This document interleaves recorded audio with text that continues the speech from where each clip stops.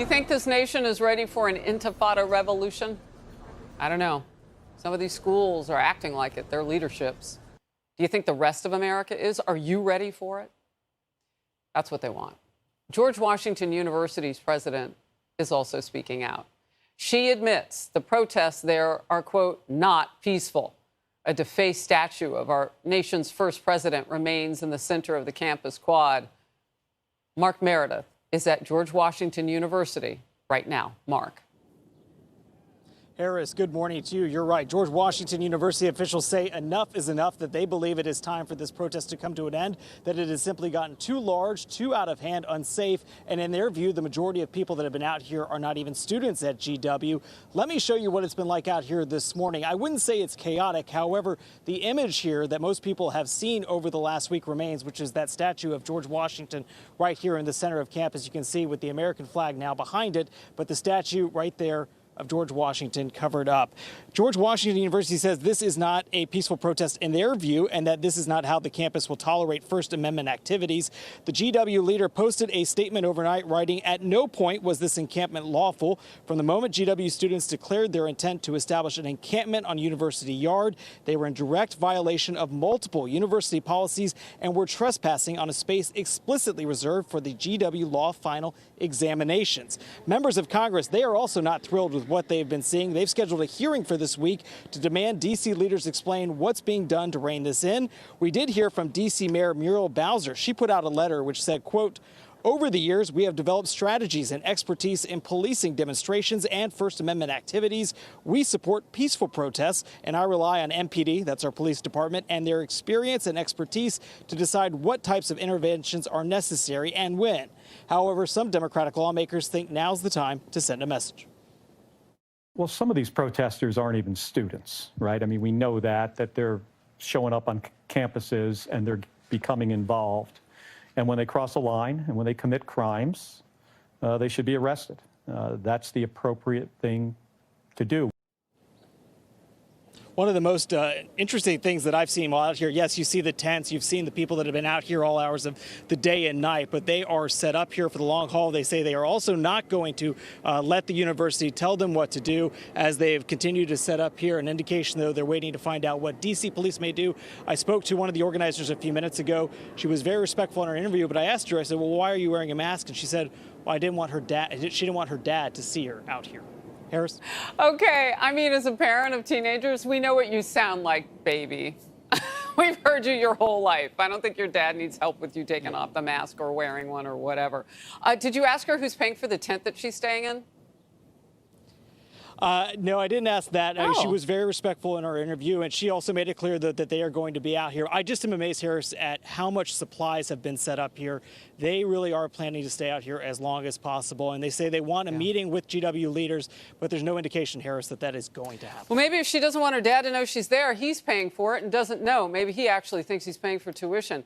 I know you're being respectful back, but you can spread my asking around. I want to know who's paying for the tent she's staying in. Mark Meredith, great to see you. Thank you. Joining me now to discuss what she's experienced on her campus is George Washington University freshman Hannah Kraut. Hannah, welcome. Thank you so much for having me. It's a pleasure to have you. I'm sorry for the circumstances. For those not familiar, how tense has the situation been on the George Washington University campus here in our nation's capital? I find that everything going on campus is very tense. I think that everything that's going on in the university, it's facilitating a very unsafe environment for many students, not just the Jewish students, not just the Zionist students. I find that a lot of people have been targeted, harassed, and it's honestly very disheartening to see that the place I used to call home is now turned into such a tense and chaotic environment. Did you ever imagine this would happen on your college campus? I hate to say it, but I'm really not surprised. After October 7th, almost immediately, there have been posters plastered all around campus saying things like Zionism's racism and making the Jewish students look like terrorists and look awful. And it's very disheartening to see it. So when I first saw that places like Columbia, Harvard, Penn, they all started to have these encampments, I just knew it was a matter of time before they infiltrated George Washington, and something like that did happen. You are a freshman, a long way from home. You're from the great state of Texas. Have you or any of your friends thought about transferring? Yes, a lot of my friends have thought about transferring. Most of my friends did end up going to UT in Austin, and they did handle that situation, in my opinion, quite well. A lot of my friends that went out of state, like Drexel, one of my friends, her mezuzah got burnt, her door got burnt on the campus, and I know that it's really hard for her, and I wouldn't be surprised if she did want to transfer. And it's really unfortunate to say this, but I know a lot of my friends have had many awful experiences on their campus, and it's been an option for them. Congress is pressing for action. Here's House Oversight Chairman James Comer. We're going to have an emergency hearing Wednesday with the mayor and police chief of Washington, D.C. We're taking notes here. We're learning. We want to ensure that the Washington police is working with campus police to ensure the safety of Jewish students.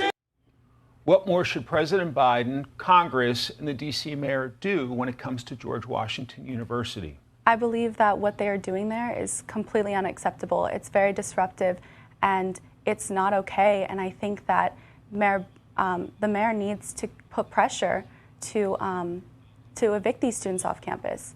It's making final season very, very tense. It's making a very unsafe environment on campus. And I think that Congress and Biden, they both need to understand the severity of the situation, because at the end of the day, universities should be safe for all students, no matter what they believe. And this encampment is inciting violence on our campus. And I think that they need to evict these students.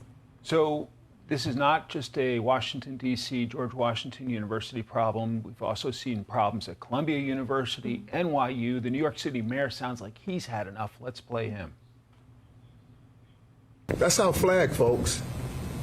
Don't take over our buildings and put another flag up. That may be fine to other people, but it's not to me. And it's despicable that schools will allow another country flag to fly in our country. So blame me for being proud to be an American. We're not surrendering our way of life to anyone. Does it surprise you how weak some universities have been in response to this crisis? Absolutely. I find that UT did a very good job of shutting down this situation.